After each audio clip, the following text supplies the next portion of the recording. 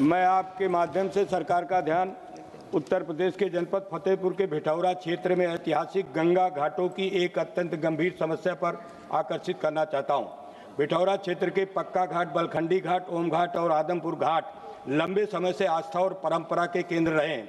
कभी इन घाटों पर श्रद्धालुओं की बड़ी संख्या में उपस्थिति रहती थी और यहाँ स्नान, पूजा अर्चना तथा गंगा आरती का वातावरण बना रहता था।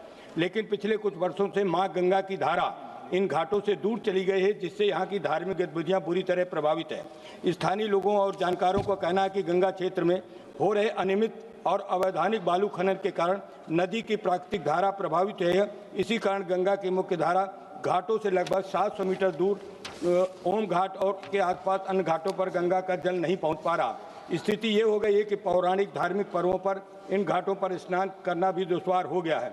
महोदय, फतेहपुर जिले में गंगा लगभग 70 किलोमीटर की लंबाई में बहती है और इसके साथ हाजीपुर गंग का स्नान घाट भी पूरी तरह से रेत में ढक गया है, जिससे श्रद्धालुओं और स्थानीय लोगों में गहरी चिंता है। महोदय, मैं स्पष्ट करना चाहता हूं कि यह समस्या केवल मेरे जिले की ही नहीं, बल्कि ये एक गंभीर पर्यावरणीय और नदी प्रबंधन से जुड़ा हुआ मुद्दा है।